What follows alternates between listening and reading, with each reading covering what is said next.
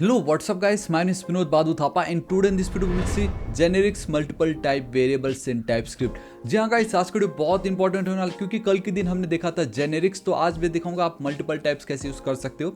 And जो भी मेरा सोर्स कोड है गाइस, अब कंप्लीट मेरे अपने खुद वेबसाइट thapatechnical.shop पे आपको मिल जाएगा अंडर कोर्सेस। जस्ट जो भी वीडियो होगा यहाँ पे डिस्क्रिप्शन एंड फाइल्स में आपको सोर्स कोड मिल जाएगा इस तरीके से। तो डाउनलोड करोगे तो आपको डाउनलोड इस तरीके से पूरा complete source code and then जो भी मैं असाइनमेंट होमवर्क आपको दे रहा हूँ, ये देखो वी हैव दिस होमवर्क, सब कुछ आपको मिल जाएगा। ठीक है, सो डाउनलोड कीजिएगा, लिंक मैं आपको नीचे डिस्क्रिप्शन में दे दूंगा। ऑलराइट गाइस, तो देखिए कल के दिन हमने जेनेरिक्स समझा एंड मैंने आपको बताया ये क्या है। तो मैंने एक होमवर्क दी थी आपको एंड मैंने कहा था this is the problem program basically from your function overloading. ठीक है, ये जो कॉन्सेप्ट है इसको हम फंक्शन ओवरलोडिंग बोलते हैं, जहाँ पे हम सेम फंक्शन का, देखो ना ये जो फंक्शन का नाम है ये सेम है। सो इन टाइपस्क्रिप्ट हम सेम फंक्शन के नाम को क्रिएट कर सकते हैं, लेकिन उसके भी कुछ रूल्स है जो मैं आगे कभी बताऊंगा। बट यहाँ पे आप देख सकते हो कि अब हम उसको ओवरकम कर सकते हैं ना, उसके बदले हम कुछ और यूज़ करके उसको ठीक कर सकते थे, क्यों इतना डीप डाइव जाना उसमें, समझ रहे हो। मेरे पास एक ऐड फंक्शन है, दूसरा ऐड फंक्शन है एंड देन तीसरा ऐड फंक्शन है। मैंने तीनों में क्या क्या फंक्शनैलिटी करी है कि मैंने ये बताया कि ये बेसिकली आपका फंक्शन सिग्नेचर है, फंक्शन कॉल्ड सिग्नेचर है, जहाँ पे मेरा पहला वाला नंबर दूसरा वाला number it will return number only.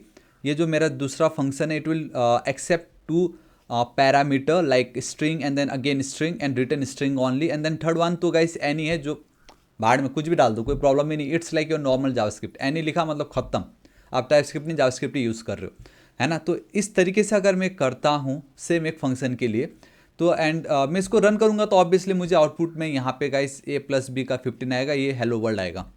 तो मैंने कल कहा था कि अब आपको इसको ठीक करना है and generics is all about reusable components and it gives power to your function कि अब हम उसमें मल्टीपल टाइप्स यूज़ कर सकते हैं। तो क्यों ना इसको मैं कन्वर्ट करूँ सिर्फ एक लाइन में, कैसे देखो, let's go with our function add, है ना। ये हमारा फंक्शन है जहाँ पे we have a comma b. ठीक है, अब इसको मैं फिलहाल अब ऐसे कमेंट कर देता हूँ वरना वो एरर आ जाएगा। तो यहाँ पे अब मुझे बता रहा है कि a का टाइप बताओ एंड देन b का टाइप बताओ, because TypeScript by default implicitly यहाँ पे क्या हो रहा है कि गाइस वो एनी टाइप उनको असाइन कर रहा है। तो हमें मालूम है कि हमें कैसे करना है। सो सबसे पहले तो मैं यहाँ पे एक टी पास कर दूंगा, मतलब मैं जेनेरिक्स यूज़ कर रहा हूँ using opening and then closing curly I mean angle brackets. T मेरा प्लेस होल्डर है एंड इसमें क्या टाइप होगा मुझे नहीं मालूम। जब मैं फंक्शन कॉल कर रहा हूँगा तब मैं बोलूँगा कि इसमें मेरा जो फर्स्ट आर्गूमेंट है वो होगा टाइप नंबर, मेरा जो सेकेंड आर्गूमेंट है वो भी होगा मेरा नंबर, इस तरीके से। ठीक है, सो मैं यहाँ पे चलूँगा, आपको कॉलन देना है, टी डिफाइन करना है इस तरीके से। ठीक है, अब अगेन बी पे चलूँगा, आपको टी डिफाइन करना है एंड यहाँ पे गाइस एट दी एंड में कॉलन एंड देन टी कर दोगे, आपका काम हो जाएगा, ये कोई प्रॉब्लम नहीं है। एंड ऑब्वियसली टी आपका एक फिलहाल नंबर है तो मैं यहाँ पे कुछ रिटर्न नहीं कर रहा हूँ, तो मैं डेट्स वाई मैं यहाँ पे रिटर्न नहीं करूँगा। मैं console.log सिर्फ दिखाना है कि इसका टाइप ऑफ क्या है आप लोगों को, let's say A and again इसी को ही मैं कॉपी कर लेता हूँ, paste and type of B.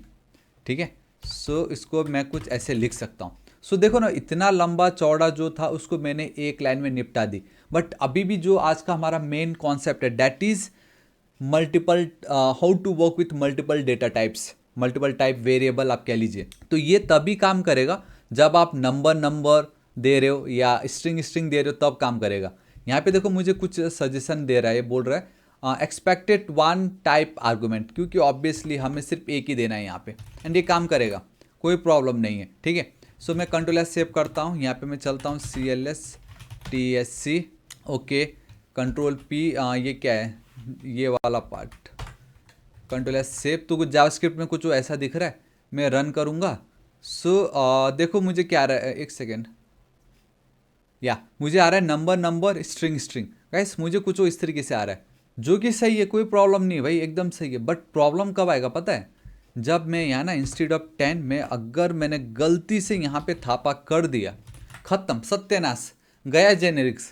क्या करूँ अब मैं जेनेरिक्स का, लाइक अगर सेम था तो कोई प्रॉब्लम नहीं था, यहाँ तो मुझे लिखने की भी जरूरत नहीं पड़ी स्ट्रिंग, क्योंकि टाइपस्क्रिप्ट बाय डिफॉल्ट इन्फर कर ही रहा है, एज्यूम कर रहा है कि ये स्ट्रिंग होगा तो यहाँ पे स्ट्रिंग डाल रहा है। बट प्रॉब्लम तब है द मोमेंट मैंने एक वैल्यू नंबर दूसरी स्ट्रिंग डाल दी, खत्म। तो यहाँ पे अब आपका काम आता है मल्टीपल टाइप वेरिएबल। इसका मतलब ये कि जेनेरिक्स में भी आप ठीक है, टी के बाद क्या आता है यू वी में यू, हाँ टी यू वी इस तरीके से आता है ना, तो मैं यू लिख दूंगा इस तरीके से, एंड बी के बदले मैं कर दूंगा यू। इसका मतलब अब ये कि मेरा टी की वैल्यू कुछ भी हो सकता है, मेरा ये जो यू की वैल्यू कुछ भी हो सकता है, कोई भी टाइप हो सकती है। बेसिकली मैं रिटर्न कुछ नहीं करा रहा क्योंकि मैं सिर्फ कंसोल करा रहा हूँ, आपको टाइप ऑफ दिखा रहा हूँ।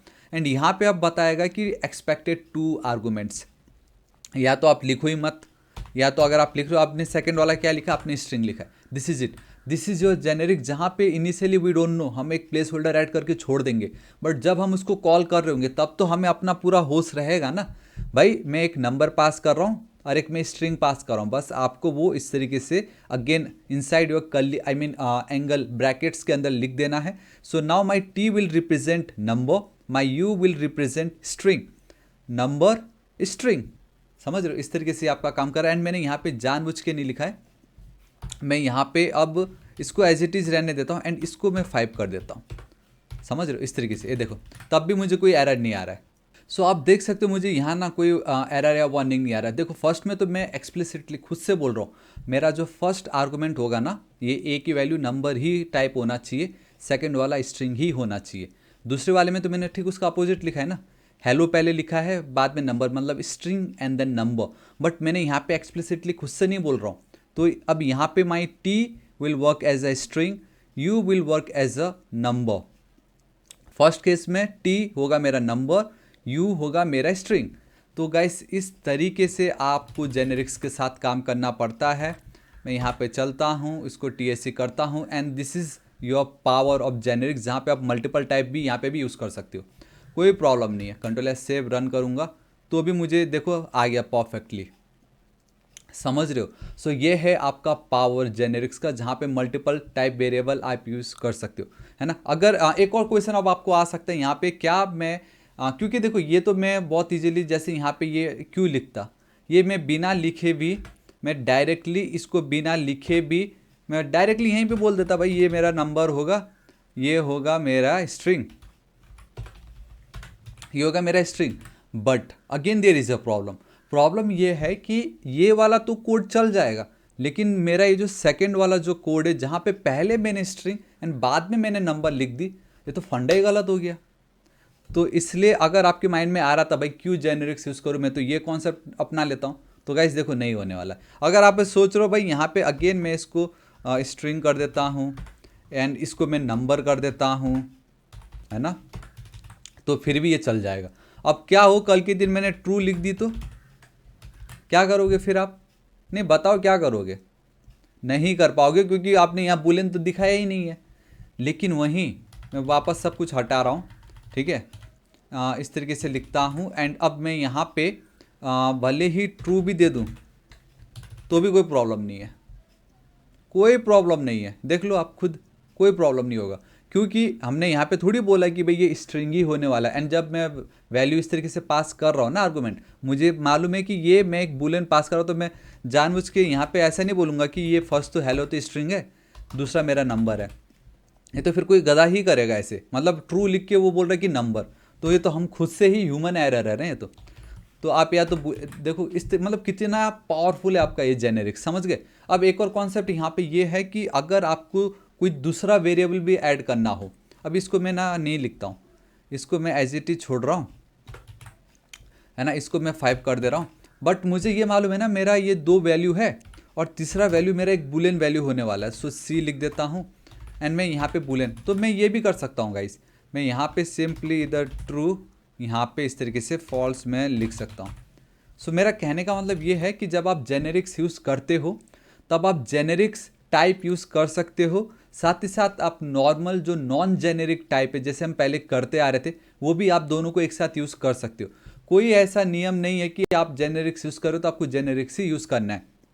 जब आप 110% श्योर हो भाई मेरा स्टार्टिंग की जो 2 पैरामीटर है ना उसकी वैल्यू कुछ भी हो सकता है, बट मेरा थर्ड वाला वैल्यू इधर ट्रू या फॉल्स ही होगा, उसके अलावा तो कुछ ही नहीं होने वाला, तो आप डायरेक्टली इस तरीके से बुलियन लिख दो, बात ही खत्म। यहाँ पे आपको बुलियन लिखने की नीड नहीं है, यहाँ पे एक्स्ट्रा बुलियन लिखने की नीड नहीं है। तो आप दोनों को generics and non generic type आप एक साथ यूज़ कर सकते हो। जेनेरिक्स में मैंने दिखाया मल्टीपल टाइप वेरिएबल आप कैसे यूज़ कर सकते हो, वो भी मैंने आपको दिखाई।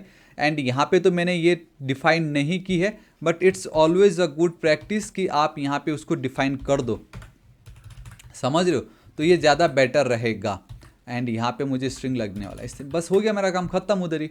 अब मैं टाइप ऑफ सी करता हूँ यहाँ पे सेम, है ना, यहाँ पे मैं सेम सी रख देता हूँ, तो कोई टेंशन ही नहीं है। अब आउटपुट दिखाने की भी नीड नहीं है गाइस, आउटपुट दिखाने की नीड नहीं है, आपको मालूम है यहाँ पे मुझे बुलियन आने वाला है। So this is your generics. सो कल का वीडियो एंड आज की वीडियो आई होप आपने बहुत कुछ समझा होगा। एंड मुझे एक प्रॉब्लम आ रहा है यहाँ पे, and that is number, obviously sorry वो तो नंबर था ना, ठीक है। इस तरीके से देखो, ये है आपकी type safety.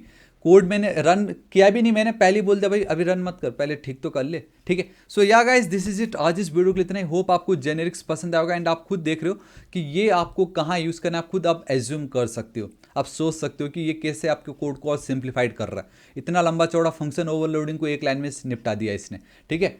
So guys again ये जो भी है मैंने आपको बताया मैं अपने वेबसाइट पे ऐड कर दूंगा, एक सब सेक्शन बन के यहाँ पे ऐड हो जाएगा, तो आप टेंशन मत लीजिएगा।